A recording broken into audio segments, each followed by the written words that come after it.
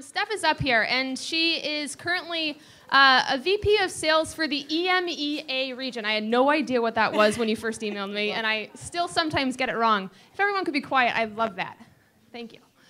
So EMEA is actually Europe, Middle East, and Asia. And Africa. Oopsie, still got it wrong. And Africa, right. So Steph oversees that huge region. She travels constantly. She works with huge clients like Ericsson, like Cisco, like Riverbed, and she brings technology solutions to all of them. But you haven't been doing this forever. You've come by way of the US. You have not always lived in Paris, although she has for the last 15?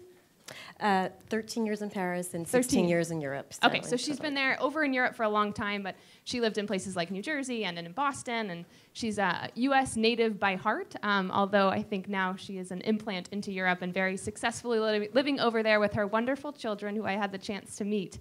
But Steph, how did you make it to Europe? What was the path like?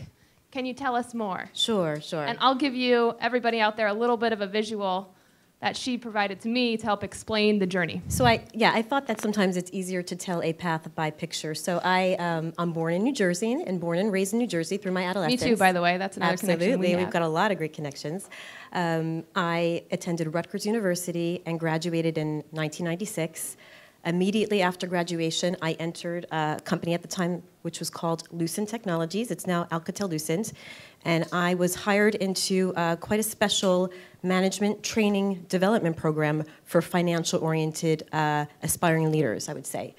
And my degree is in finance. I entered this program, and it was a 2.5-year super journey where I had the privilege to have 3 or 4 different rotations to get to know the finance function within Lucent Technologies, and at the same time get my MBA from Babson College in Wellesley, Massachusetts, and I got a degree in my master's in entrepreneurial finance. During those 2.5 years... Hold on, back up. Please. Entrepreneurial finance, what is that? Well, you could see the wonderful panel that we had, right? So it really is about studying finance and leveraging that to be free-spirited and have the good basis of finance, but be able to leverage that to do great things, I would say. Lots of entrepreneurial studies are one of the premier curriculums at Babson, actually, and many CXOs, I would say, of Fortune 500 companies actually exit their program. So during those 2.5 years, not only did I get to get my MBA, get a bunch of different job rotations within finance for Lucent Technologies, I also got 2 international expat assignments. In my first one, I spent a year in Rouen, France, and I worked in a factory for a year, basically up above the floor of a manufacturing facility in the finance function, learning finance in a global environment. And the second year, I moved to the UK, and I did a year of sort of a corporate finance function in the UK. Met a boy, wound up marrying that boy 5 years later, and in 2000, I actually, quite quickly after we started dating, I was repatriated back to the US, but we made the decision that we were going to look for a job, and whoever found a job first would move to the other. I was very lucky. I got a job back with AT&T in July 2000, local contract in Paris, France, and I've settled there for the last 13 years. And do you live without children in the home, or might there be a few? Oh, there may be. Yeah, you've gotten a glimpse of that. So I've got 2 beautiful boys, Paul, 6 years old, and Justin, 2. Great. And then all of a sudden you're standing up here with us today. So clearly something happened, Girl Up caught your attention in some type of way. What was interesting to you? How did you get here? Absolutely. So, I mean, I think it's really important on that timeline. I think the last 6 months are very, very significant in that a group of super women leaders in AT&T in Europe took the initiative to launch the first out of the US network for women. So the AT&T European Women's Network was launched officially just a couple of weeks ago, but a group of very inspired and motivated colleagues of mine worked extremely hard to get that up and running over the last 6 months. And I had participated in some of the planning for the launch of that. And when we were sort of on the cusp of getting it to go, each of us decided which role we would take. And I had always had an interest in doing community work, and I had volunteered to be the community leader. And I was really looking for a cause that connected AT&T in Europe to something which made sense. And I was just on the internet one weekend evening, probably at midnight, got a hold of Girl Up, was absolutely... What was that initial search? What did you look for? Cool organization in the U.S.? I think, to be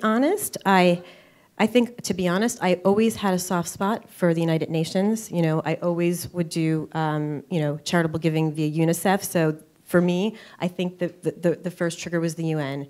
But then when I saw Girl Up and I saw you wonderful leaders, these 300,000 advocates that have grown, 30-fold over the last 3 years, and doing work in areas which AT&T has, significant interest in. Our clients are growing in those areas, and doing such good for society. I couldn't resist. So you know the rest. I made a donation. I ordered the Girl Up to Go kit, and I wrote a little message, and Dory and I hooked up the next week, and things have gone very quickly since. Yeah, so Steph and I actually have traveled around Europe together in the last few weeks. That's how I know her kids, saw them in person. Paul, the 6-year-old, he's quite funny. And if you go ever to Steph's house, I'm sure that he'll show you his horse and all of his horsemen. And he beat me in our little war against each other. He did. But Steph, I'd love for you to talk more so about how you've become even more committed to this cause since that first email you sent over to us. What still stands out now that you've been here for a few days?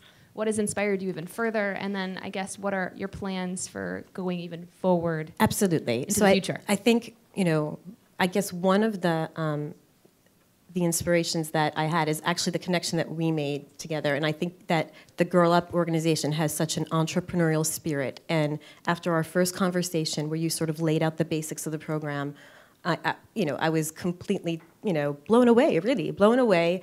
I did not realize, the power that social networking had in such an effort. It was beyond me to see that a grassroots effort could have grown so much, and I thought it was so important to supplement that enthusiasm and the leadership and the intelligence of all the girls with some help from the private sector. So you also proposed a bunch of cool things for us to do, and in very short order, we could get. We had a Girl Rising screening in London. We rented out a private cinema in the center of London. We had about 70 people. We only planned it 14 days in advance, and it was a big success. And it was wonderful to see our peers and our colleagues, our coworkers, our bosses, etc., see how powerful the cause is. And then you came here. So before we get into your advice for these girls, I'm wondering if you've learned anything from these girls in the last day and a half. I've learned a ton. Okay, so I think it's also important to say we were going to show a little video about AT&T. So, why AT&T and what does that have to do with Girl Up? Well, I think the theme of connectivity has come through from the moment Aaron stepped on stage yesterday, right? And connectivity and you girls have true global reach where I sort of step back to when I was your age.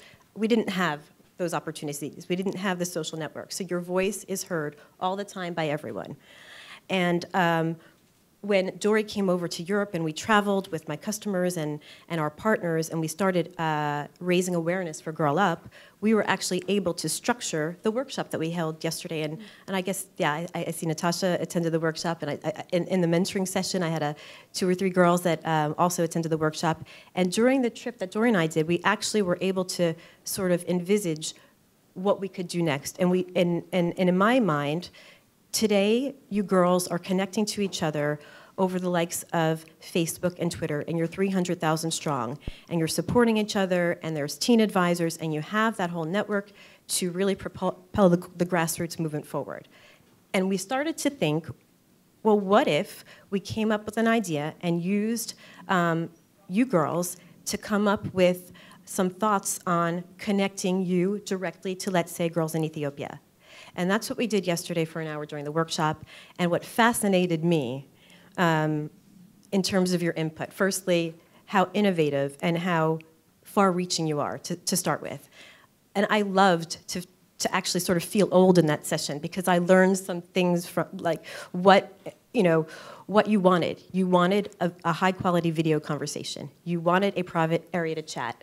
And when we talked about, talking on the phone, I learned that you're really not talking on the phone that much anymore, which is, Interesting, yeah. So I think what you wanted, it was so clear to me that it's going to help shape, as an output of the workshop, some next steps. And what we intend to do with those next steps is we're going to wrap up all of the input from the workshop, put together sort of like a mini business case, and really see if we can talk to a few of the executives in AT&T about getting a small pilot project together in Ethiopia. And AT&T has a wonderful sort of innovation lab called the Foundry, where we really promote bringing products to market in a 4 to 8 week time frame. And I can tell you, in a company like AT&T with 350,000 employees, 4 to 8 weeks for a time to market for a product is not the norm, right? So it's really about innovating, bringing application developers in to really propel innovation forward. And we think that there might be quite a few angles there. And so we're not yet sure what it looks like. But I think what Steph has done is shown a commitment to us and to this organization and to all of you. And through the good work you've been doing, she's felt even more compelled that we'll figure out what it is, and we'll hopefully tell you at some point. We just don't know yet. Absolutely. So I want to put up some of your pieces of advice on here. You've got a few. I know you said that some of them have already come up. But yeah, I think well, I was wondering, I didn't know how bored everyone would be, because I think sort of over the course of the last day and a half, a lot of the pieces of advice have come forward. So on the one hand, I'm thinking, geez, I don't really want to repeat myself. On the other hand, I'm thinking, wow, I'm glad that some of the powerful leaders that are in this room think the same. So I think that the first one is make your own luck and manifest your own destiny. So just go find four-leaf clovers is what you're saying. Don't wait for anyone. Don't wait for Prince Charming to come along. Really be independent, be strong, reach far, and go for it. And if you don't know where to go, remember all the resources that are at your disposition to go. Find yourself a mentor. Look towards Girl Up with connections to the private sector. You can really shape your own future. Don't wait and expect somebody to do it for you. Next, expect the unexpected. Yeah, and I think for me, I guess I wouldn't have said as a child that I would, wind up having my family and fostering my family outside of the U.S. So I would just say that that I live my life as sort of, you never actually know what may hit you in life. So go with it. Be flexible with change, because change is inevitable. And I think in terms of expecting the unexpected, stay open-minded. I try to the extent possible, really not to judge others. Don't judge others unless you walked in their shoes. And even if you've walked in their shoes, practice empathy rather than judgment. Yeah. And I'm going to maybe point out one more of these. I think we've heard a lot about passion. So everyone in here seems to also be finding their passion. Yeah. Giving back and being generous and passion. You girls have that going. You don't need me to tell you that. But what can you tell us about those bad guys? And how do we live lives where, and not necessarily bad guys, but bad thoughts, bad people, bad experiences, how do we live a life where we don't let that get us down? So I think that the last one, it's probably just worth explaining. At my commencement address in 1996 for Rutgers, we had the CEO of PepsiCo. So this is a gentleman. And the last thing that he said to us before we sort of threw our hats up in the air was, whatever you do, ladies, don't let the son of a guns get you down. And he used a word that I won't use. And I think that's sort of relevant. I mean, one, to the extent that we still have a society and a corporate environment where diversity continues to be an issue, and I think as opposed to when I entered the workforce nearly 17 years ago, there are so many wonderful initiatives. There are so many organizations. I mean, look what the UN Foundation and Girl Up are doing. So, always, use those resources for you. I would say that, be strong. I think Angelica said it very well, either in the roundtable or when she was giving her keynote.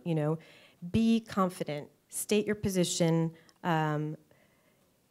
Don't ever think that you're not anyone's equal just because perhaps you're not a male. And on the other hand, I would say something that came through very clearly last night is don't segregate yourself from men either. There are wonderful men in the working force. I mean, I have many wonderful mentors. all of whom have been men and have helped me propel my career. So I would say you want to be inclusive, walk beside you. And I thought that was wonderful last night. Yeah. All right, I think that we might have to take some further time for deliberation because I see Dana's head is down, not up. And so I'd actually propose that we announce the winner during the reception, which will also give you time. If you're currently in the middle of making tweets, continue, and we will announce during our reception who the winner is. Great. But I would love to say thank you for everything you've done to date, for being a great host, introducing me to France, among other countries. And I'm really thrilled to see what's next. And thanks for your generosity and everything else that you've been able to give so far. It's a pleasure.